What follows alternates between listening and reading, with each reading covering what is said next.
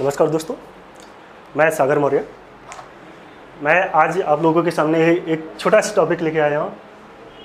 अब ये तो जुड़ा है भूगोल से, और देखें तो ये हमारे आसपास ऐसे साल में 3 से 4 ऐसी घटनाएं घटते हैं जो हम अपने आसपास ही देखते हैं, जिसको ग्रहण कहते हैं।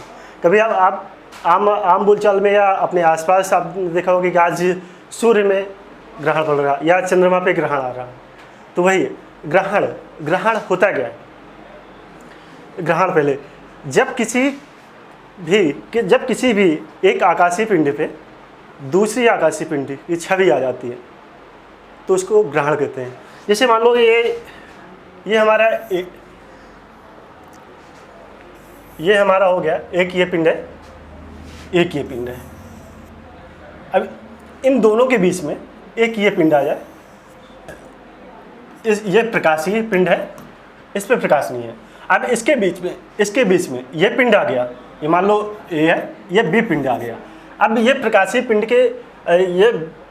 पिंड के और ये ए के बीच में ये बी पिंड आ गया, तो इसका प्रकाश पूरा का पूरा ये बी पिंड पे आ जाता है, जिससे कि ए तक प्रकाश नहीं पहुंच पाता। तो इसे तभी कहते हैं कि ये ग्रहण पड़ रहा है, इसका मतलब। अब एक चीज़ ये देखिएगा कि इसी में आता है कि सूर्य ग्रहण, चंद्र ग्रहण। और अगर देखें हम एक नॉर्मल एक सामान्य वर्ष में देखें तो टोटल ग्रहणों की संख्या होती है 7, जिनमें से सूर्य ग्रहण सबसे ज़्यादा और चंद्र ग्रहण की संख्या कम होती है। सूर्य ग्रहण देखें तो एक सामान्य वर्ष में 4 से 5 बार सूर्य ग्रहण आते हैं, और चंद्र ग्रहण 2 से 3, एक सामान्य वर्ष की बात कर रहा हूँ मैं। और देखें कि इस पे जैसे सूर्य ग्रहण, ये हमारा सूर्य है, ये सूर्य है, सन, ये हमारी पृथ्वी है, ये हमारी पृथ्वी है। ओके, अब जब कहा जाता है कि सूर्य ग्रहण पड़ रहा है, तो सूर्य ग्रहण नहीं पड़ रहा है, ये सूर्य और पृथ्वी के बीच में ये चंद्रमा के आ जाने से, ये मून चंद्रमा के आ जाने से सूर्य का प्रकाश हमारे पृथ्वी तक नहीं पहुंच पाता। जैसे हम लोग बोलते हैं, या साइंटिफिक रीजन में भी अगर एक आम बोलचाल में सूर्य ग्रहण पड़ रहा है, ये इसकी पूरी की पूरी छवि, ये प्रकाश चंद्रमा पे पड़ रहा। अब चंद्रमा की पूरी छवि हमारी पृथ्वी पे पड़ रही है, जिसके कारण ये सूर्य ग्रहण। अब यहीं पे देखते हैं कि चंद्र ग्रहण किसको कहते हैं। जब ये मान लो ये हमारा सूर्य है, सन है, ओके, ये है मून, चंद्रमा। अब चंद्रमा और सूर्य के बीच में जब ये पृथ्वी आ जाती है, अर्थ, तो सूर्य का प्रकाश चंद्रमा पर नहीं पड़ पाता है, जिससे उसी घटना को कहते हैं, इसी घटना को कहते हैं चंद्र ग्रहण। चंद्र ग्रहण पृथ्वी पर अगर देखें तो पृथ्वी पर हमेशा चंद्र ग्रहण की मिनिमम अवधि, कम से कम अवधि 50 मिनट की होती है। चंद्र ग्रहण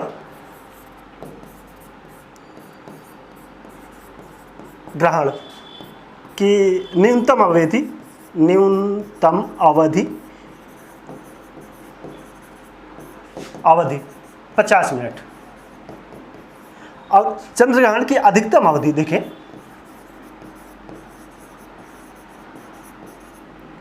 अधिकतम अवधि 107 मिनट। ओके दोस्तों, अब यहीं पे एक चीज और मैं आपको बताना चाहूंगा कि ये सूर्य ग्रहण जब है, सूर्य ग्रहण हमेशा ये प्रत्येक अमावस्या को पड़ता है। प्रत्येक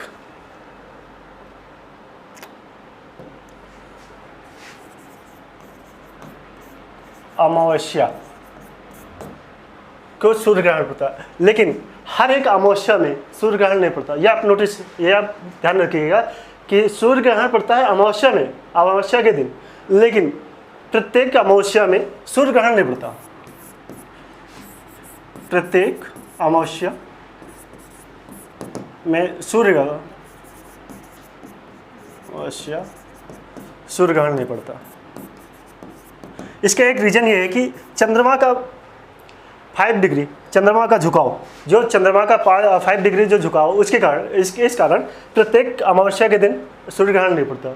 अब यहीं पे देख लेते हैं कि चंद्र ग्रहण कब पड़ता है। चंद्र ग्रहण ये हमेशा पूर्णिमा को पड़ता है, पूर्णिमा वाली रात को,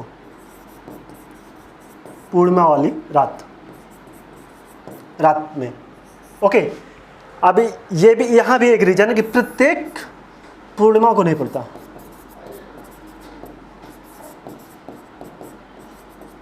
प्रत्येक पूर्णिमा को चंद्र ग्रहण भी नहीं पड़ता। इसका भी वही रीजन 5 डिग्री चंद्रमा का झुकाव। ओके, अब देख ले कि एक सामान्य वर्ष में अमावस्या टोटल अमावस्या और पूर्णिमा की संख्या देख लें।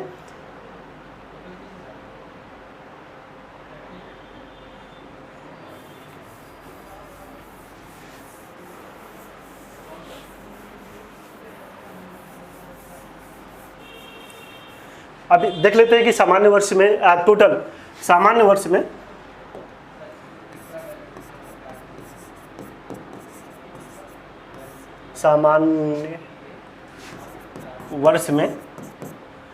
कुल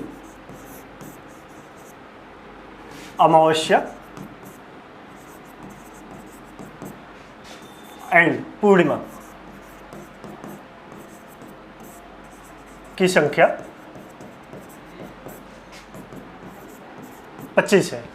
25 संख्या है, 25। ओके, अब देखते हैं कि सूर्य ग्रहण और चंद्र ग्रहण एक समान वर्ष में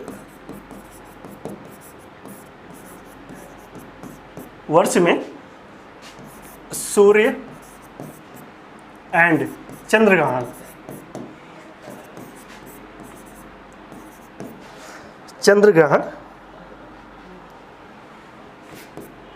की संख्या सूर्य ग्रहण और चंद्र ग्रहणों की संख्या 7 है।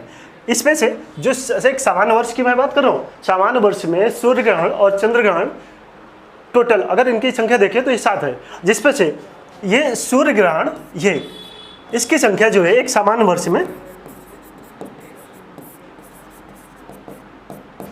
में सूर्य ग्रहण की संख्या 4 से 5 होती है। ओके, अब ये एक इसी में जो है चंद्र ग्रहण